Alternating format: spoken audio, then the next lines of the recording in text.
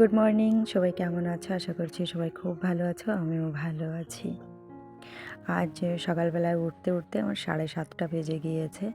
মানে ভালোই দেরি করে উঠেছি, কারণ রাত্রে তুমকা বৃষ্টি হয়েছে, যার কারণে সকালে তাড়াতাড়ি ঘুম ভাঙেনি। বৃষ্টি হওয়া মানেই তো হচ্ছে মানে ঘুমের জোরতোর। আর হাজব্যান্ডেরও তেমন কোনো তাড়া ছিল না, যার কারণে আজকে একটু লেট করেই উঠেছি।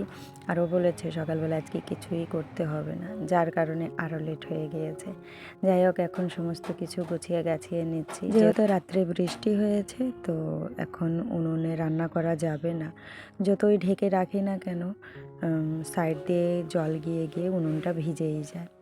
হাজব্যান্ডকে বলেছি যে চালাটা খুব তাড়াতাড়ি করে দিতে, তো বলেছে যে আমি মিস্ত্রিকে বলেছি, কিন্তু আসতে চাচ্ছে না। তো এরকমই হয়, আমি কোনো কাজ করতে চাইলেই জানি না কেন সমস্ত কিছু খুব লেটে লেটে হয়। যদি কোনো মিস্ত্রি বা কোনো লোককে বলা হয়, জানি না কেন 2-3 মাস বা বছরে এমন আমার কাজে লেগেই যায়। তো এই কারণে আমার মনটা খুব খারাপ থাকে। আর যদি চালা হতো, আমি উনুনেই সুন্দর রান্না করতে পারতাম। আর উনুনে রান্না করে যে শান্তি, গ্যাসে রান্না করে সেই শান্তিটা পাওয়া যায় না। পারফেক্ট যে জালটা, ওটা উনুনে পাওয়া যায়, কিন্তু গ্যাসে সেইভাবে আমি করতে পারি না। হ্যাঁ, গ্যাসে যদি অল্প কিছু রান্নার থাকে তাহলে মনের মতন হয়, কিন্তু একটু বেশি রান্না বান্না করতে গেলেই কেন জানি না উনুনটা খুব মনে পড়ে।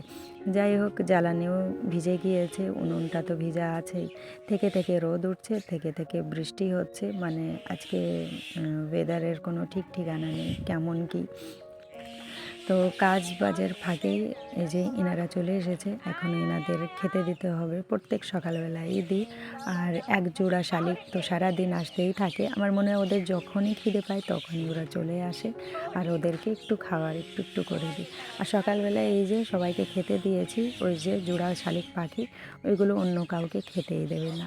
বাকি সবাইকে এভাবেই প্রত্যেক দিন তাড়িয়ে তাড়িয়ে দেয়। কিছু কিছু দিন এমনও থাকে যে খাবারগুলো পড়ে থাকে, যেহেতু ওরা দুজন আর কত খাবে। এতগুলো পাখির খাবার দিয়েছি, ওরা খেয়ে তো শেষ করতে পারবে না। যেটুকু খাবার খায় তারপরে চলে গেলে পিঁপড়ে ধরে যায়।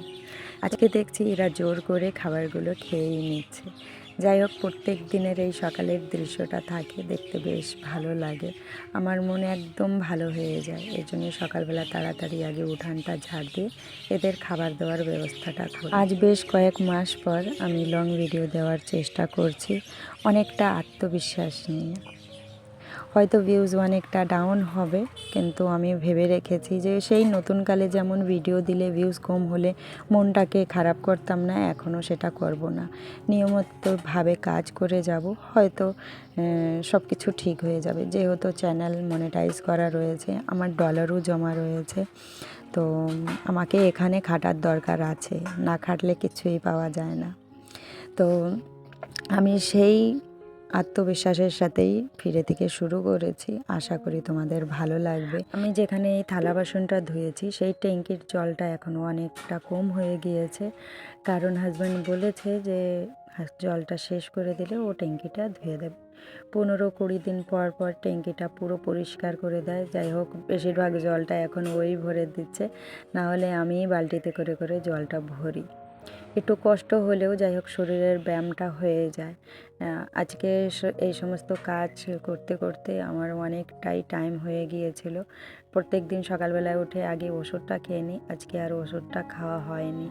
এই ভাবছি এই কাজটা আগে করে ফেলি, তারপরে মুখ ধুয়ে খেয়ে নেব। কিন্তু কি বলো তো, একবার কাজে লেগে গেলে আর মনে হয় কি এটা শেষ করেই তারপরে দম নেব। যাই হোক, সমস্ত কাজ বাজ সেরে তারপরে স্নান করতে চলে গিয়েছিলাম। ভাবলাম একবারে স্নান করে ফেলি। আমি এরকমই করি, সকালবেলার কাজ বাজ সেরে তারপর স্নান করে নিই, একদম ঝামেলা থেকে মুক্তি পেয়ে যাই। তারপরে যে তুলসী তলাটা একটু লেপে নিচ্ছি। তো এই মাটির তুলসী তলাটা লেপতে কিন্তু বেশ ভালোই লাগে। আর আজকের দিনটা হলো বৃহস্পতিবার, পুজো দেওয়ার আমার ঝামেলা নেই, কারণ হচ্ছে ঋষিকা পুজো দিয়ে দেবে। যেহেতু সকালবেলায় হাজব্যান্ডকে কিচ্ছু করে দেওয়া হয়নি, তো তাড়াতাড়ি রান্নাটাও আমাকে বসাতে হবে, এই কারণে আমি আর পুজোটা দিলাম না, ঋষিকাই পুজোটা দিয়ে দিচ্ছে। তো এই যে দুজন সারাদিনে এমনভাবেই আসতেই থাকে। স্নান করার পর আমি ওষুধ খাওয়ার 1 ঘন্টা পর যাই হোক কিছু খাই। তো আমার চায়ের নেশাটা আমি ছাড়াতেই পারি না, এই জন্য আমি চিনি একদম কম করে দিয়েছি, একদম সামান্য চিনি দিয়ে 1/2 কাপ মতন চা খাই। আজকে সকালবেলা তেমন কিছু রান্না করতে পারিনি নিজের জন্যে, তো চা আর বিস্কুটটাই খেয়ে নিলাম। তারপর রান্নার জন্যে এই যে সমস্ত কিছু গুছিয়ে নেব। আজকে লাউয়ের ঘন্ট করব। লাউ কাটতে কাটতে ভাবলাম যে লাউর ছোকলাটাও রয়েছে, লাউটা কুচিয়ে তারপরে ছোকলাটাও কুচিয়ে নেব। তো আজকে এই দুটো জিনিসই রান্না করব। মাছের মাথার দুটো টুকরো ছিল, বেশ বড় বড় ছিল, যার কারণে এক একটা করে ভেজেছি। তারপর জিরে ফোড়ন দিয়ে লাউগুলোকে দিয়ে এর মধ্যে লবণ, হলুদ, কাঁচা লঙ্কা দিয়েছি। আর মশলার জন্য জিরে, ধনে শুকনো খোলায় ভেজে তুলে রেখেছিলাম। এই ঘন্টটা রান্না করার পর লাউর ছোকলাটাও আমি ভেজে নেব। লাউর ছোকলার মধ্যে একটু দিয়েছিলাম আলু, যেহেতু দেখেছিলাম লাউর ছোকলাটা একটু কম কম আছে। তো দুপুরের আজকের এই মেনু ছিল। পূজা করেছিল বরবটি দিয়ে মুসুরির ডাল, দুপুরে এই দিয়েই খাওয়া দাওয়া হয়েছিল।